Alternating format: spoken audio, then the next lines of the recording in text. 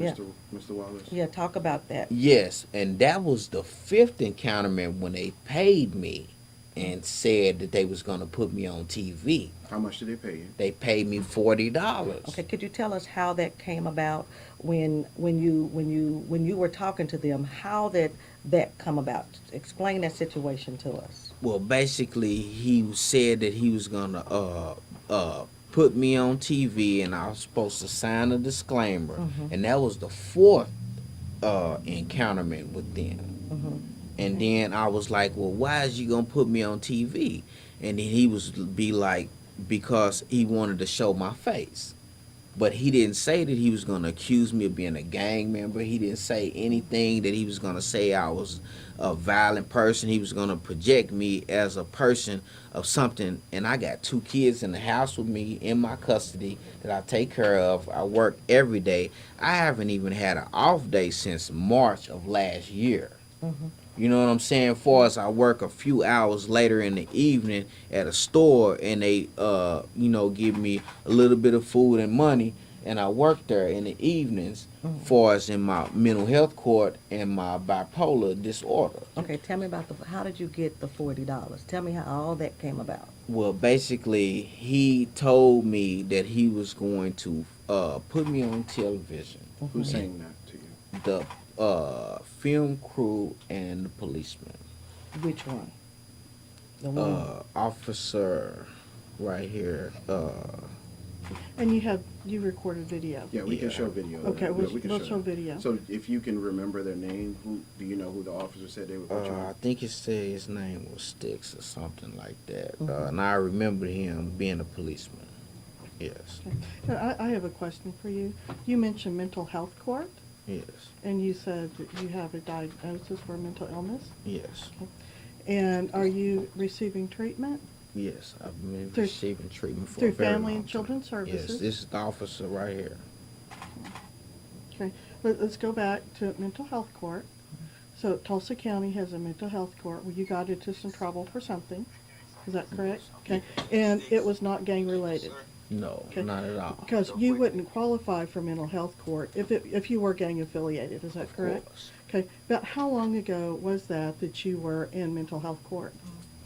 About 5 years now. Okay, so during that 5 years, have you been working with Family and Children's Services? Yes. And you're Very constant basis. okay, and so you've been receiving consistent mental health treatment for the last 5 years. 5 years. Yes. And that officer didn't have any idea of that. Okay. And he- Has that improved your life? Yes, very much so. Okay, all right. And you graduated, correct? Right. Graduated it 2 times Okay. because the first time I graduated it, I got in a bumper, and then they voluntarily put me in a program again, Okay. and they helped me out again, Okay. and they was very good to me and very good program. Okay, and before you went into mental health court, had you been diagnosed with any type of mental illness? Yes, I had a mental health illness, and that's why mental health court it put me in the program because Okay. I had a past behavior of mental health. Okay, Yes, and ma'am. that helped you. Helped me a lot. Yes, Okay. ma'am. So that was very beneficial to you. Yes, ma'am. Okay, It and was. that's kept you from getting into trouble. A lot. Yes, Yeah. and it kept me a lot of guidance in my life. Yes, Okay. ma'am. And it identified a lot of things in my life personal. Okay, so would you say that mental health court is successful? Yes, very successful program. Okay. I like them very much so. Mm. Very much a good Okay, program. so mental health court it has been a very successful program, and Yes, this live PD, I mean, they should have had the record so they could go back and they could look. Yes. They could see that this gentleman had successfully completed mental health court. Yes. They should have known if they had looked that and they may have, I don't know. They should have known that this gentleman, if they questioned him, that at least He within was the last- basically using me as a black person for a gang affiliate and trying to get himself prospering further as being a policeman by accusing me of past gang affiliation when I was like 13 years old, and I've never been convicted of anything gang related in all my life. Okay. Never had a violent Mhm. arrest and never a violent conviction at all. So what we're gonna In my do, we're life. gonna make some of the pictures that he has video. We're gonna make We're those gonna available say for we you rendered guys, him the 40 so you can do it. Yes, Mike. Can I ask a question, Randy? He said on camera that you have a lengthy criminal record. Have you ever been convicted of a felony? Yes, You have. yes, yes. Okay. And if you will look No at, violent felonies at all, just minor drug offenses. right, if you look on OSCN, there is another gentleman with the same name. However, that same name is an alias. So, I mean, you can easily look it up on OSCN, but when you look up things on OSCN, there's people with the same names. It doesn't mean that that's that person. Recently, Mark Lewis received a phone call from media because there was another Mark Lewis that had a warrant. And it wasn't this Mark Lewis, but they spelled their Another names Mark the same. Lewis. And I have one more question. When they were trying to get you to sign this release, did they tell you why some people don't sign the release and why somebody would not sign a release? He kind of explained it to me, but he was not really clear with it. He said something along the lines of people that sign them is basically guilty or not guilty, but he kind of didn't explain it clearly. Yeah, on the video, you will hear that the police officer, and correct me if I'm wrong, I've watched it a couple times, the police officer told him people who are guilty don't sign them. People who are not guilty and who don't get arrested sign them. Exactly. And which leads me to the question of, when you see these things on TV, whether you see them on TV or just in the general public, what percentage of people who are arrested or who are confronted by the police are actually, what percentage are charges actually filed? And also, too, if you break that down by zip code. And that was a question I had. Now, I don't know if those statistics are out there or not. And was that Sergeant Larkin that actually said that guilty thing? Yes. Yes. Sergeant Yes. John Larkin? We do Yes. have that on video.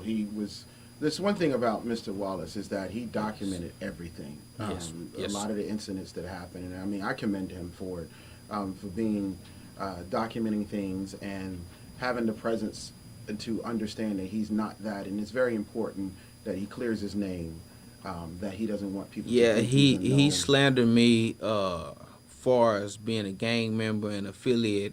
He slandered me really bad, and that's what made me mad a little bit.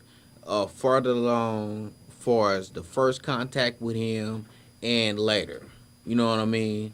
And that's why I approached him about paying me about being and signing the disclaimer, because I wanted him to pay me and I wanted him to understand. And it's voiced in my text with him about my pain and suffering. He, far as accusing me because of my birthmark on my face. I was born with this birthmark. It's not a tattoo.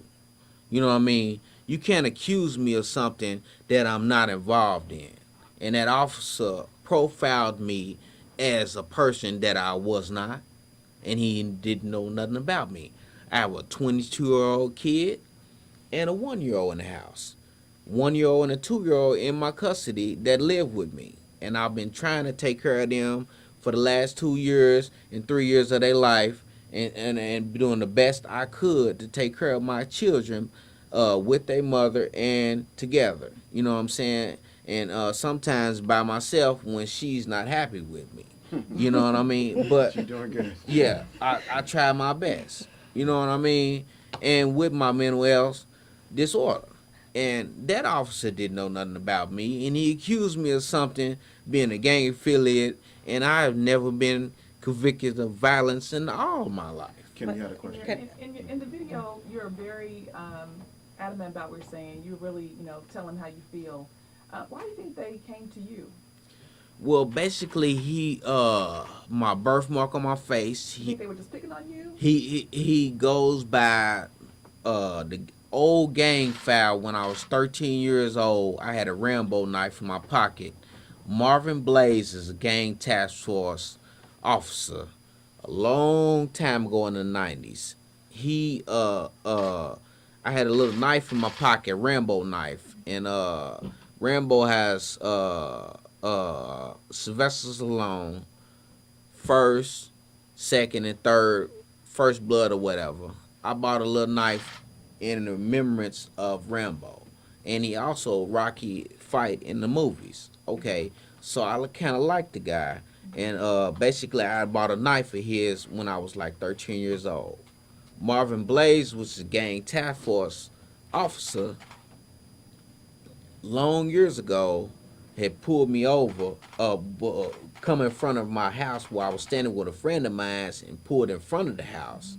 And I had a knife in my pocket, and he was like, when he jumped out and searched me, he was like, well, if you take a picture and sign this paper and say, basically, he didn't even tell me anything about being a gang member or anything. He said, sign the paper and take a picture, and he won't take me to jail for the knife when I was like 13 years old or whatever. And so now, do you feel like that they came after you that day though, just to put you